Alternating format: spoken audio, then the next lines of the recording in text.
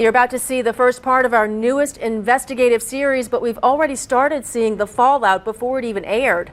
State Police Superintendent Colonel Kevin Reeves suspended 3 troopers and is investigating a 4th. Yeah, they are suspected of abusing a ticket writing agreement with many local parishes.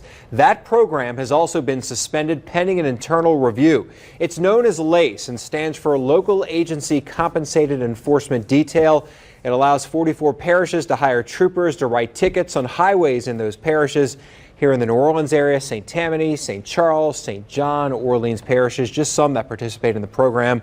We spent months doing undercover surveillance and found officers making huge paychecks from the program weren't actually patrolling the roads. Hours after we showed state police our findings, they launched a criminal investigation into the 4 troopers. Over the next several nights, we'll show you findings from a months-long undercover investigation. Here's part 1 of our investigation, State of Unrest.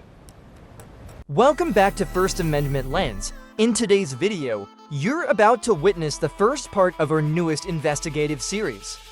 This investigation reveals shocking misconduct by law enforcement that impacts not only our rights, but how our tax dollars are spent.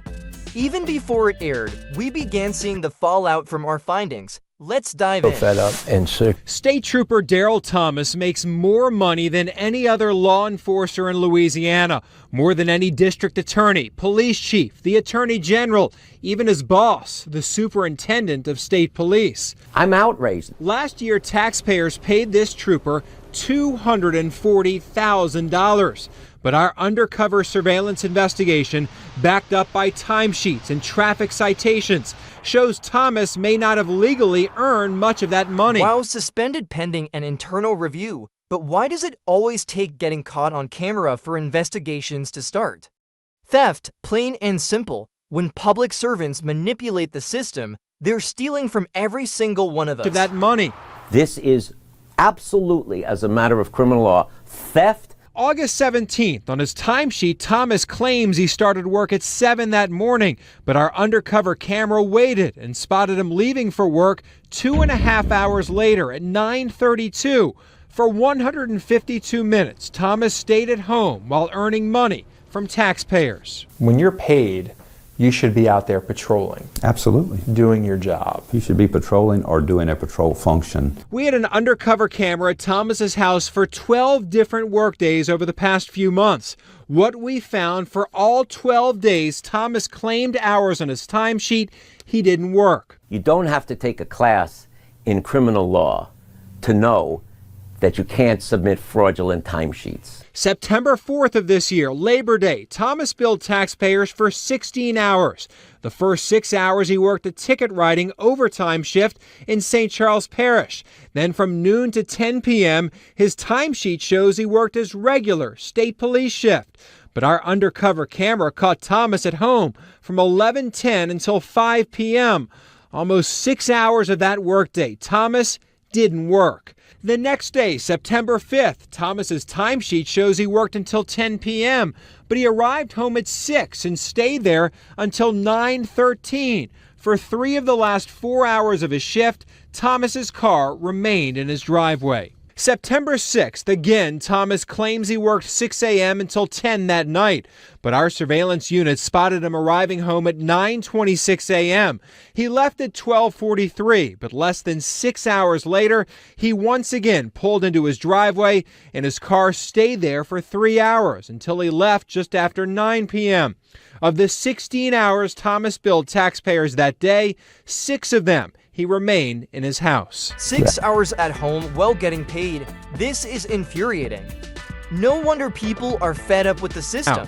The allegations are very concerning here. They're very troubling. After we brought our findings to State Police Superintendent Colonel Kevin Reeves, he placed Thomas on administrative leave and launched a criminal investigation. We have to conduct an investigation here to see exactly what we're looking at with these troopers.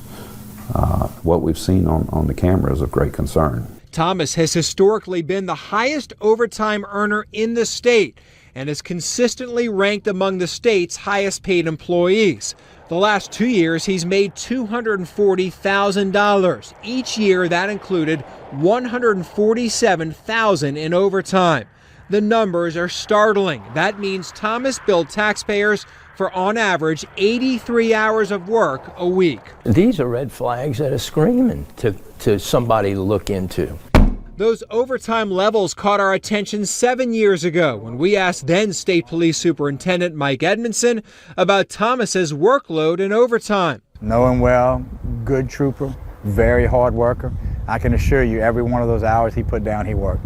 Edmondson guaranteed his work product then, but now we have proof he may not have worked all of the hours he claimed. You're committing payroll fraud and you're being paid like executives are being paid. This is not the first time a question has been raised about Thomas's timesheets.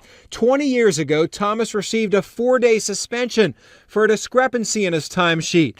They caught him claiming work in his timesheet he never performed. Yes, it is payroll fraud. There's no doubt about it. Every day our surveillance camera spotted Thomas, he had discrepancies. August 8th, 10:25 a.m., his car at home, while his timesheet shows him working a seatbelt enforcement shift.